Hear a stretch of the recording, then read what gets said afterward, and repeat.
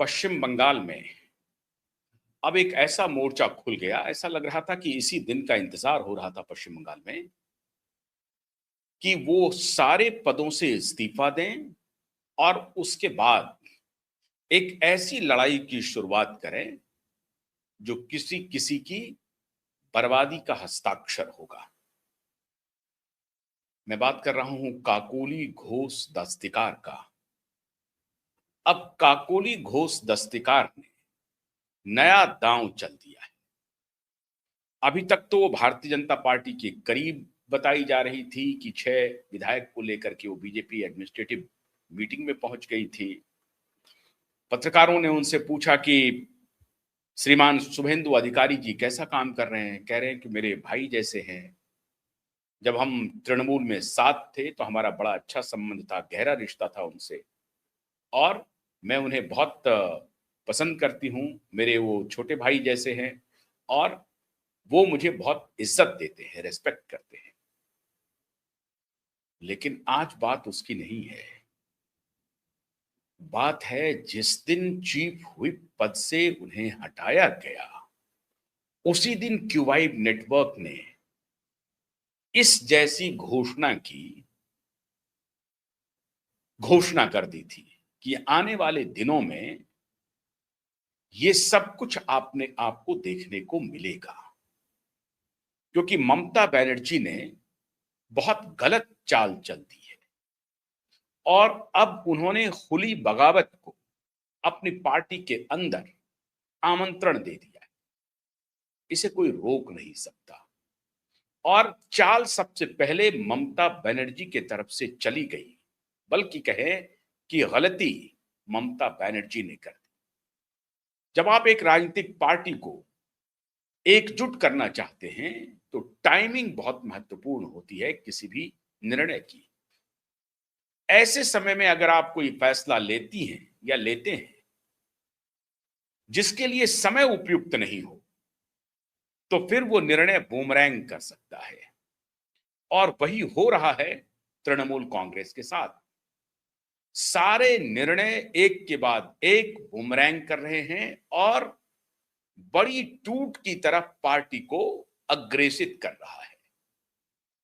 अब इस टूट से पार्टी बचे कैसे? इसी उधेर बुन में पार्टी एक तरफ फंस गई, लेकिन गलत चाल चली अगर किसी ने तो ममता बनर्जी ने चली और उनके भतीजे अभिषेक बनर्जी ने चली। अभिषेक बनर्जी हालांकि पर्दे के पीछे थे और सामने में ममता बनर्जी का ये निर्णय था। क्या निर्णय था?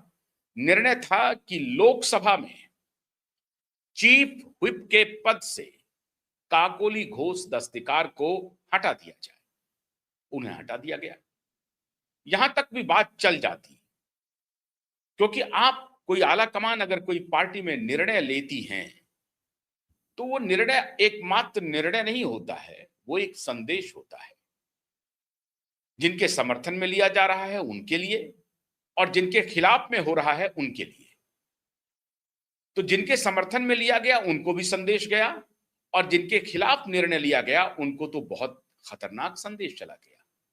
और यह संदेश इतना खतरनाक था कि मोहतरमा इस मोड़ पर आ गई कि उन्होंने शपथ ले ली एक प्रकार से कि अब चाहे कुछ हो जाए, आर पार की लड़ाई में लड़ूंगी और जिन्होंने मेरे खिलाफ पूरा माहौल बनाया, मेरे खिलाफ कान भरा, मुझे इस तरह से अपमानित किया, छोटे कार्यकर्ताओं से अपमानित करवाया, छोटे छोटे 2 कौड़ी के आईपैक के एम्प्लॉय से मुझे अपमानित करवाया।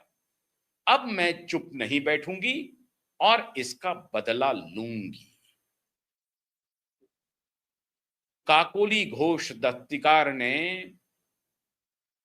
निर्णय ले लिया कि आपने मुझे चीफ व्हिप के पद से हटाया, संदेश साफ था, आप मुझे अपमानित कर रही थी, मुझे मेरी औकात दिखा रही थी और आप उन्हें सम्मानित कर रही थी जिन्होंने जीवन भर, बल्कि मुझे ही नहीं मेरी जैसी कई महिलाओं को खुलेआम अपमानित किया। महुआ मोइत्रा भी उस वैगन में शामिल है लेकिन महुआ मोइत्रा की मजबूरी कुछ और है। वो काकोली के साथ नहीं जा सकती वर्तमान में। अंदर अंदर तो मन मिला हुआ है, क्योंकि इस मुद्दे पर वो भी साथ है। याद होगा आपको, महुआ मोइत्रा के बारे में क्या क्या बातें श्रीमान कल्याण बनर्जी ने एक समय में कहा था।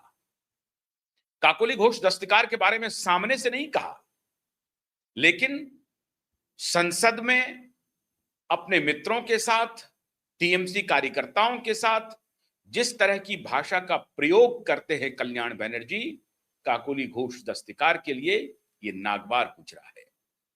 और अब चूंकि वो सांसद हैं, उनके खिलाफ कोई भी फैसला लेने के लिए या उन्हें उन्हीं की मांद में घुसकर पराजित करने के लिए या उनको सबक सिखाने के लिए काकोली घोष दस्तकार ने कमर बांध लिया है। खत लिखा उन्होंने लोकसभा स्पीकर